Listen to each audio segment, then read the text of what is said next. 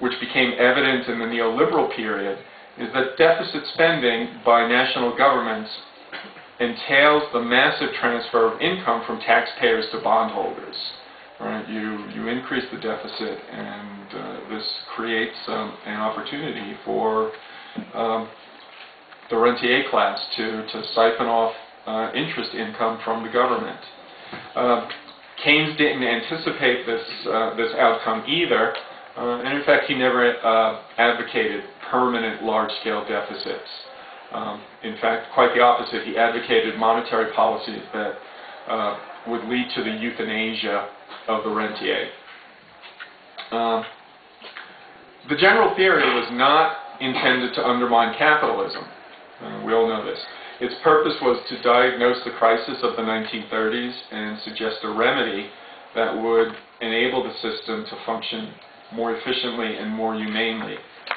But the limitations that I just mentioned, this neglect of class relations, and the human destruction that we've seen as a result of neoliberalism over the past 30 years, raise the question of whether capitalism can be reformed. The purpose of an economic system is to enable the people who belong to it to meet their material needs. Capitalism in the past has done a reasonably well job of that, depending upon your criteria. But certainly in recent years, it hasn't doing as good a job as it might, and it's certainly not doing as good a job as we might wish. Can it be reformed or should it be replaced? I don't know. I don't have the answer to that question.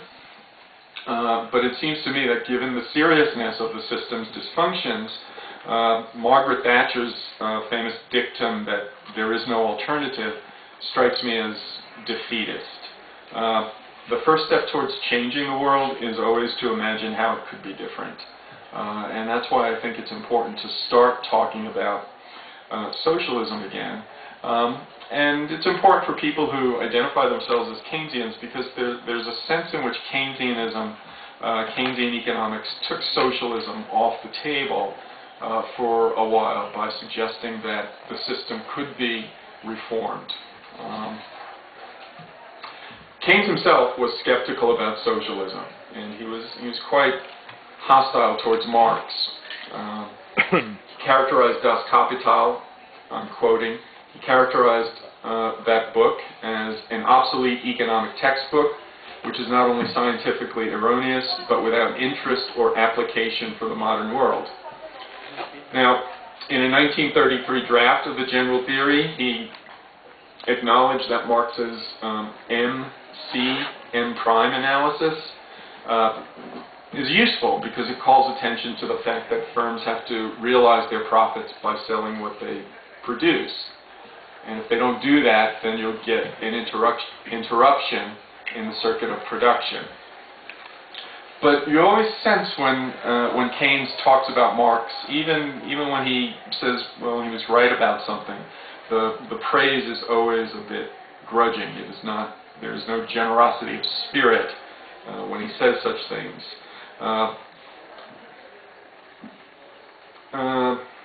Okay. Well, let me talk a little bit about another Keynesian who wrote a little bit about Marx, and that was Roy Harrod, who also thought that Marx was not an economic theorist who ought to be taken seriously. In a 1939 radio address, Harrod had this to say about Marx. Right? He starts out by talking about Hegel. He says that Hegel was a rather tortuous and muddled thinker, and we find the same lack of clarity in Marx. If you try to follow Marx's thought, you will soon be lost in long-winded phraseology, and you will inevitably be driven to the conclusion that most of it is meaningless word spinning. Marx was not a clear or capable thinker. He was a lumbering, awkward sort of mind. He was very persistent, but he was... This is, I suppose, the bit that I like about this because it is so extreme. Harrod says he was a persistent person, but he was seriously handicapped by sheer lack of mental ability. Just completely incapable of recognizing recognizing the power of Marx's intellect. Harrod considered historical materialism nonsense, and he suggests that Marx's emphasis on the role of economic forces, well, you see, here's a contradiction. He thought well, Harrod thought highly of Marx as an economic historian, but thought historical materialism was a load of nonsense.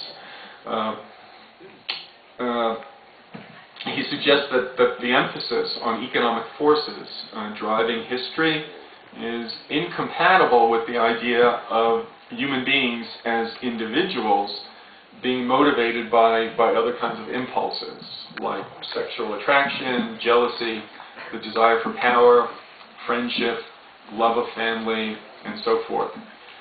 But he just did not understand Marx, right? There is no such incompatibility. All of these psychological motives at the level of the individual play themselves out against a larger canvas, and that larger canvas for Marx was the mode of production.